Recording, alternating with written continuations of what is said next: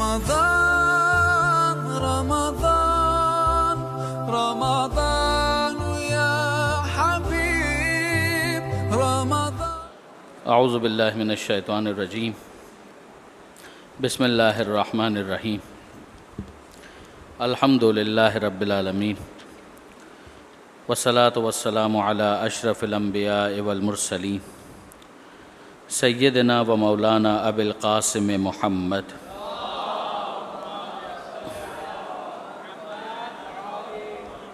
واہل بیتہ الطیبین الطاہرین المعصومین المظلومین المنتجبین المنتخبین المیامین لا سیما علی الامام المنتظر والحجۃ الثانی عشر واللعنۃ الدائمۃ الباقیۃ علی اعدائہم اجمعین من یوم ظلمہم الی قیام یوم الدین. اللہم انا نرغب الیک فی دولۃ کریمہ تعز بها الاسلام واہلہ وتذل بها النفاق واہلہ وتجعلنا فیہا من الدعاة الی طاعتک والقادة الی سبیلک وترزقنا بها کرامة الدنیا والآخرہ. رب اشرح لی صدری ویسر لی امری واحلل عقدۃ من لسانی یفقہوا قولی واجعلنی خالصا لوجہک الکریم یا اللہ. صلوات علی محمد وآل محمد. اما بعد. برادران عزیز و خاران محترم، اعمال شب عید مقدمے کے طور پر یہ 15 منٹ کی کچھ سما خراشی ہے. یہ شب جسے ہم شب عید کہتے ہیں، اس کی اہمیت روایات کے اندر اس قدر بیان کی گئی کہ یہ کہا گیا کہ شب قدر سے اس کی اہمیت کم نہیں ہے. یعنی جتنا اہتمام ایک انسان شب قدر کے لیے کرتا ہے اتنا ہی اہتمام اس رات کے لیے بھی اسے کرنا چاہیے. اور گویا یہ پروردگار عالم کی بارگاہ میں عذر خواہی بھی ہے، ایک طرح سے اپنا ایکسکیوز پیش کرنا ہے کہ اے پروردگار، ایک مہمان تیری طرف سے ہمارے پاس آیا تھا جسے تو نے محترم قرار دیا تھا. ہم نے اپنی کوشش کی کہ کسی طریقے سے اسے لک آفٹر کریں، اسے ویل ریسیو کریں اور اس کی حرمت اور اس کا احترام جو ہے اس کا پاس اور لحاظ رکھ سکیں. جتنا ہم کر پائے، مگر سچ یہ ہے کہ حق تو یہ ہے کہ حق ادا نہ ہوا. تو اے پروردگار، ہم تیری بارگاہ میں معذرت چاہتے ہیں، لیکن یہ بھی طے ہے کہ تیرے کرم سے ہم اس بات کو بعید نہیں سمجھتے کہ جو کوششیں ناقص ہی صحیح ہم نے کی ہیں تو انہیں اپنی بارگاہ میں شرف قبولیت عطا فرما. خاص طور پر ماہ رمضان کے اختتام پر بعض علماء نے تو تاکید کی کہ شب عید میں بھی کہ دعائے وداع ماہ رمضان جو صحیفہ کاملہ میں ہے اس کی تلاوت کی جائے. آج کے ایجنڈے میں دعائے وداع ماہ رمضان بھی انشاءاللہ ہے. اگر آپ اس دعائے وداع ماہ رمضان کو دیکھیں کہ جس کے اندر ماہ رمضان کو الوداع کہا جا رہا ہے، بہت مختصر دعا بھی نہیں ہے لیکن بہت طولانی بھی نہیں ہے. ہو سکتا ہے 15 منٹ شاید ہم اس میں بھی صرف کریں گے. اس دعائے وداع ماہ رمضان کا اگر فارمیٹ یا اس کا طریقہ کار ہم دیکھتے ہیں تو اس میں ہمیں اندازہ ہوتا ہے کہ ابتدا میں چوتھے امام مناجات کر رہے ہیں، پروردگار عالم کو مخاطب کر رہے ہیں، جو تقریباً ہر دعا کا انداز ہے کہ اس میں ابتدا میں پروردگار عالم کی تعریف اور توصیف ہوتی ہے، پروردگار عالم سے مناجات ہوتی ہے. پھر اس کے بعد پروردگار عالم کی مختلف نعمتوں کا ذکر ہے کہ جن کے ذریعے سے پروردگار عالم نے انسان کو موفق بنایا، توفیق عطا کی. یعنی آپ دیکھیں کہ کچھ چیزیں وہ ہیں کہ جو انسان کی مادی ضروریات ہیں کہ جن کے اندر بھی اگر توفیق پروردگار کی طرف سے نہ ہو تو انسان اس سے استفادہ کیسے کر سکتا ہے. یہ آنکھیں ہوں مگر اس میں نور نہ ہو تو کیا دیکھنے کے قابل ہوں گی؟ نہیں. تو یہ صلاحیت جو پروردگار عالم نے رکھی ہے یہ خدا کی طرف سے توفیق ہے، اس کو موافق بنایا ہے کہ انسان اس کو دیکھ سکے. اسی طرح سے پروردگار عالم نے دوسری بہت ساری چیزیں ہیں کہ جو انسان کے وجود کے اندر ہے، وہ سب نعمتیں ہیں اور انسان کے لیے بہت مناسب ہے کہ وہ مختلف موقعوں پر پروردگار عالم کی ان نعمتوں کو یاد کرے تاکہ وہ منعم، نعمت دینے والا جو ہے اس کی طرف متوجہ ہو سکے اور اس کا شکریہ ادا کر سکے. یہاں پر خاص طور پر چوتھے امام جس توفیق پروردگار کا ذکر کرتے ہیں وہ معنوی اعتبار سے، کہ معنویات کے حوالے سے، روحانی اعتبار سے جو ایلیویشن ہے، ایک انسان جو اسپریچولی اپلفٹ ہوتا ہے، اس کے حوالے سے بھی پروردگار عالم نے انسان کے لیے بہت کچھ اہتمام کیا. مثلا پروردگار عالم نے جتنی عبادتوں کو واجب کیا ہے تو ظاہر ہے کہ خدا بے نیاز ہے، وہ غنی علی الاطلاق ہے. خدا کو نہ میرے سجدوں کی ضرورت ہے نہ آپ کی نماز کی ضرورت ہے. ہم سب مل کر سجدہ کریں تو خدا کی توحید میں کوئی اضافہ نہیں ہوتا، ہم انکار کریں تو خدا کی توحید میں کوئی کمی واقع نہیں ہوتی.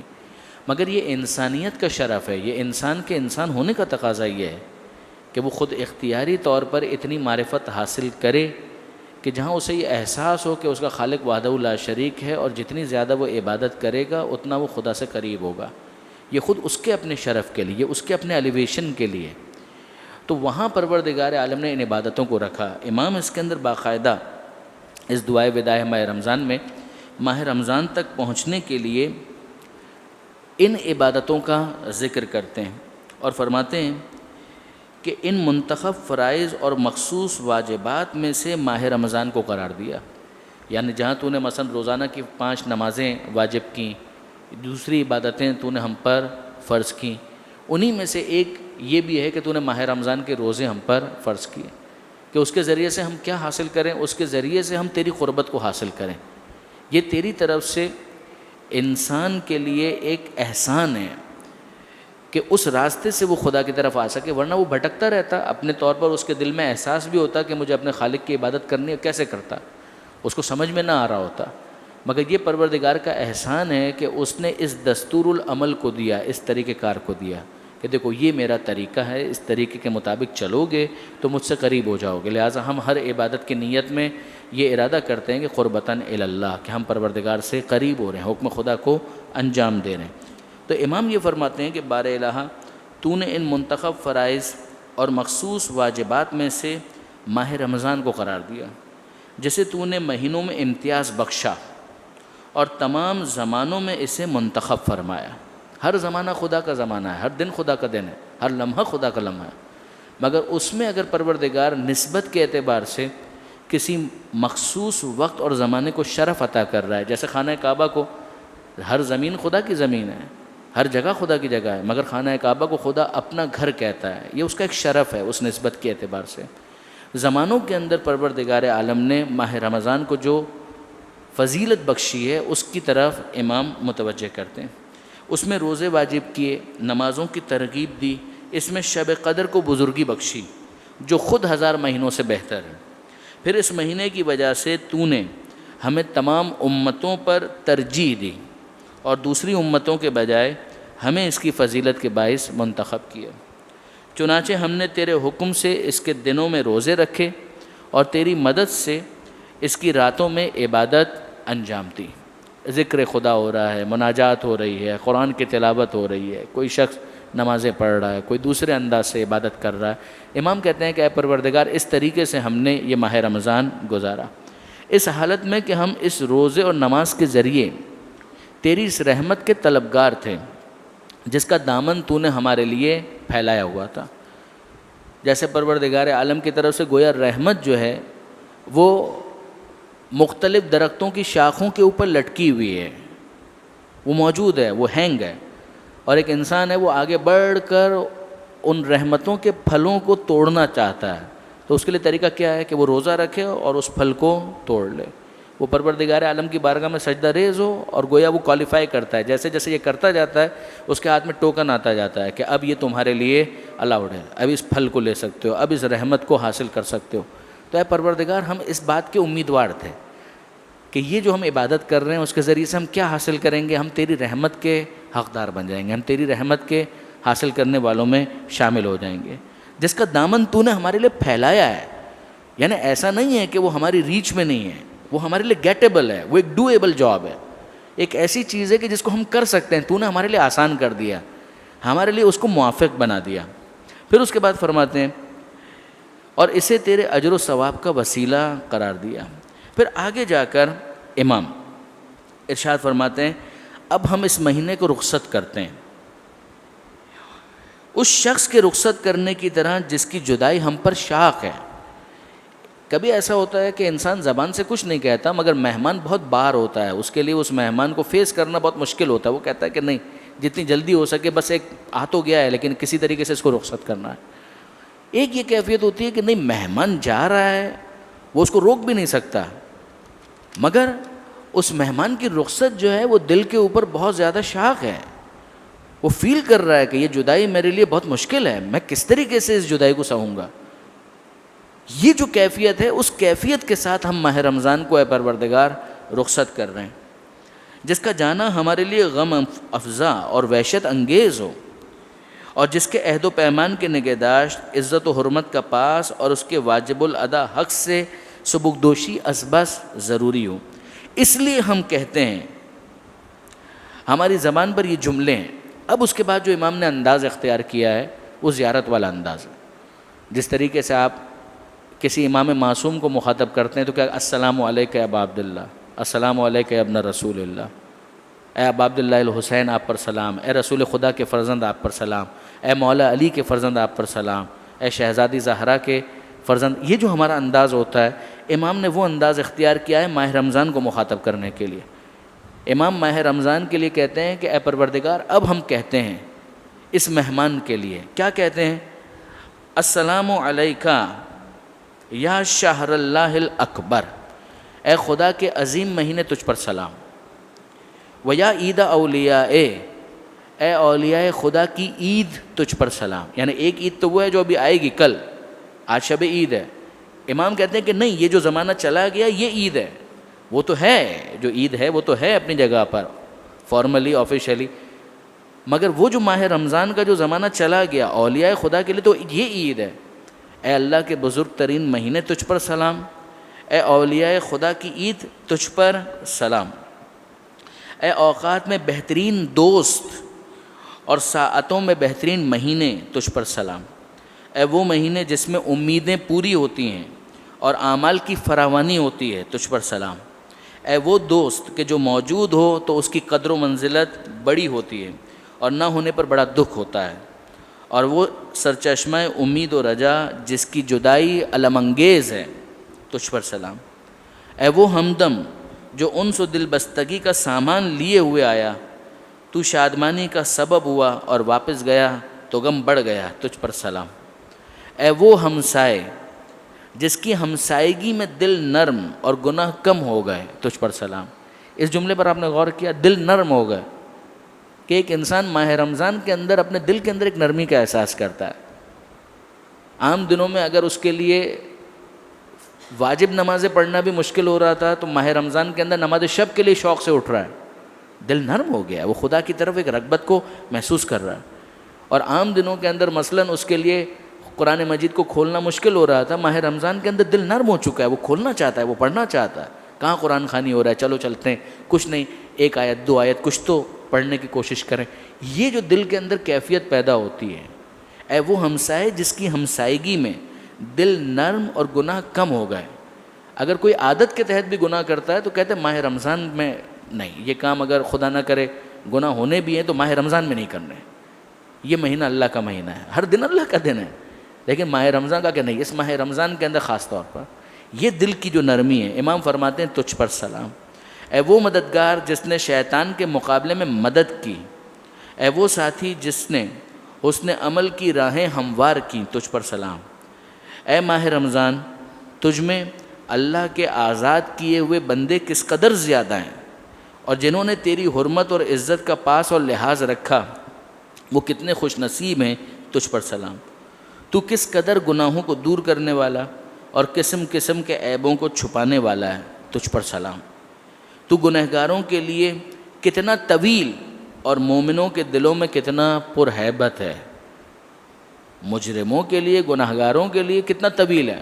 وہ کہتا ہے ماہ رمضان ختم ہی نہیں ہو رہا, یعنی اس کو ماہ رمضان کے آنے کی کون سی خوشی تھی کہ جانے کا دکھ ہوگا.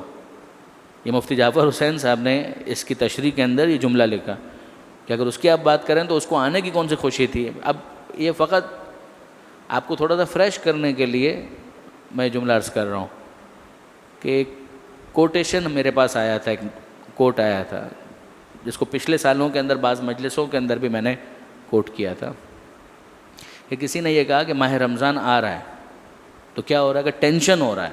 کہ کس بات کا ٹینشن ہو رہا ہے؟ کہ ماہ رمضان آ رہا ہے, اس بات کا ٹینشن ہو رہا ہے. اب ماہ رمضان چلا گیا, آخری راتیں آ گئیں, تو اب کیا کیفیت ہے؟ کہ ابھی بھی ٹینشن ہو رہا ہے. کہ اب کس بات کا ٹینشن ہو رہا ہے؟ اب تو جا رہا ہے.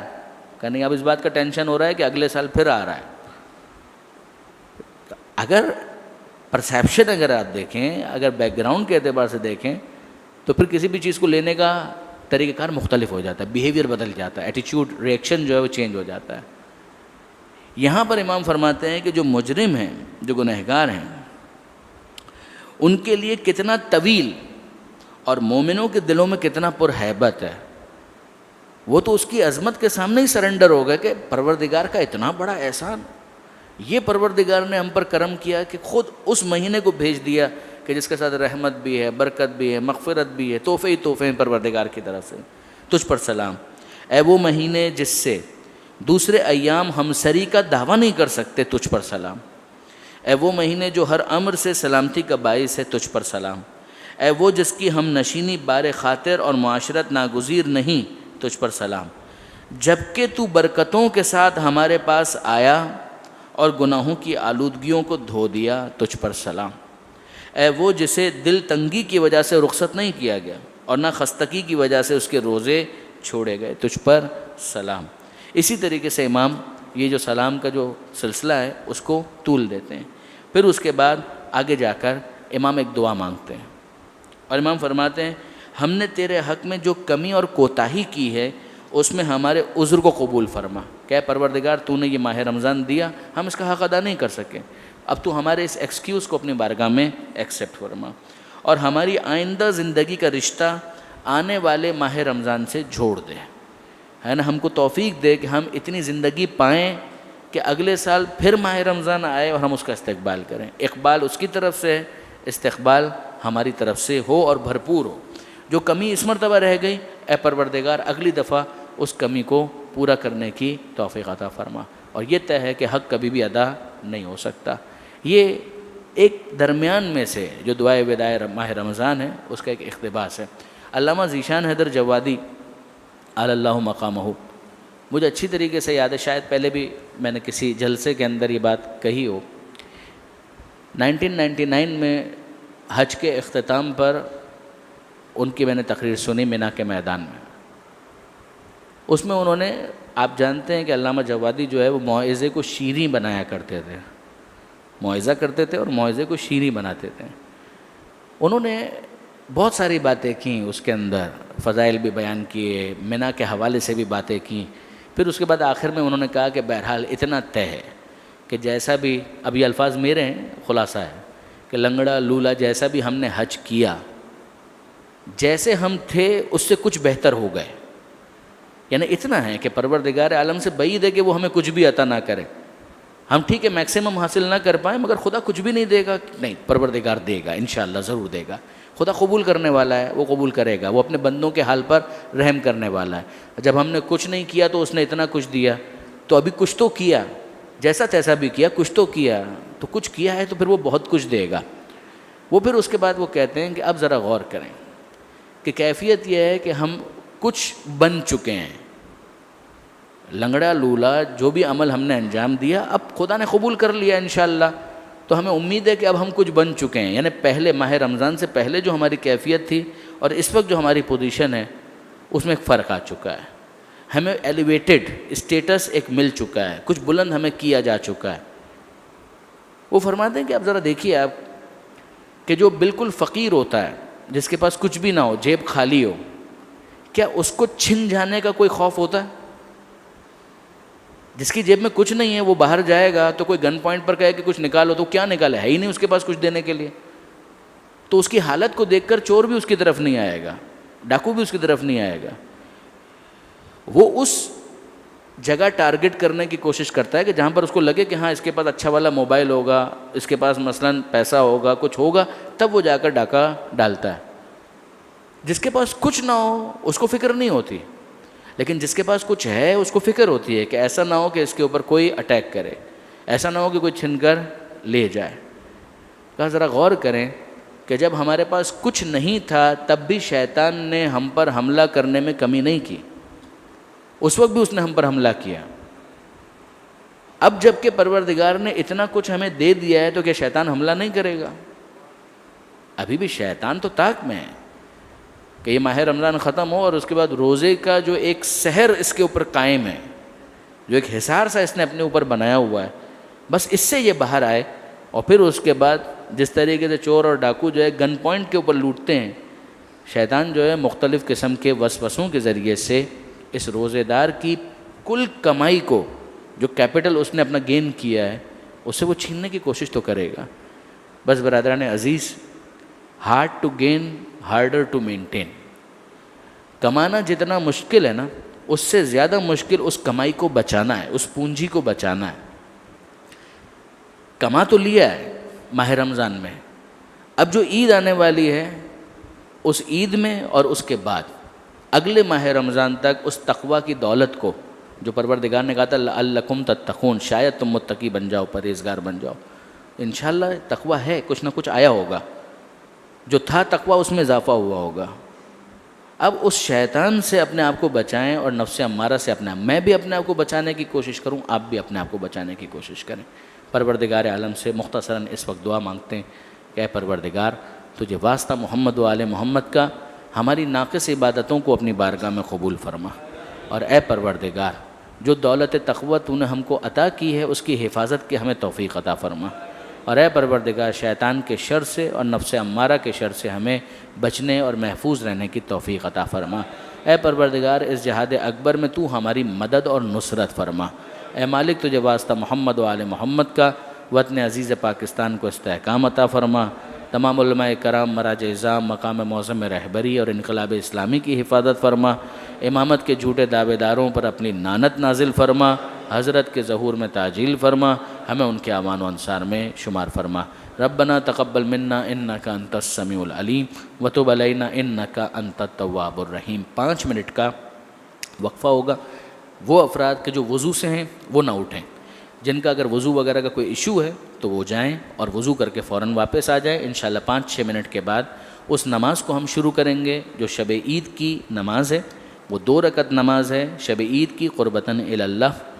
اس مستحب نماز کو جماعت کے ساتھ نہیں پڑھا جائے گا، ہر ایک فرادہ کی نیت کرے گا، لیکن ایک ماحول بنانے کے لیے ساتھ مل کر جو پہلی رکعت میں سورہ فاتحہ کے بعد 100 مرتبہ قل هو اللہ کا سورہ پڑھنا ہے تو وہ مل کر پڑھیں گے، مگر آپ لوگوں کی نیت فرادہ کی ہوگی. ایک مرتبہ یہ 100 مرتبہ قل هو اللہ کمپلیٹ ہو جائے گا، پھر اس کے بعد اپنے طور پر آپ نے اس نماز کو مکمل کرنا ہے. پہلی رکعت میں الحمد کے بعد 100 مرتبہ قل هو اللہ، دوسری رکعت میں الحمد کے بعد 1 مرتبہ قل هو اللہ بس. لہٰذا دوسری رکعت کے اندر اتنا وقت بھی نہیں لگے گا، بس پہلی رکعت میں مل کر وہ پڑھیں گے، نیت فرادہ کی ہوگی، اور پھر اس کے بعد دوسری رکعت آپ مکمل کر لیں گے. پھر اس کے بعد ایک دعا ہے، دعا یا اللہ، وہ پڑھی جائے گی. ساتھ ہی ساتھ ہمارے بہت محترم قاری سبطین صاحب بھی تشریف لا چکے ہوں گے، اور انشاءاللہ شجاع رضوی صاحب بھی تشریف لا چکے ہوں گے. محترم مولانا مبشر صاحب بھی یہاں پر موجود ہیں. انشاءاللہ یہ سب مل کر اعمال کی رونق کو بڑھائیں گے. پروردگار عالم خلوص کے ساتھ ہمیں اس عبادت کو انجام دینے کی توفیق عطا فرمائے. درود بھیجیے محمد و آل محمد پر. رمضان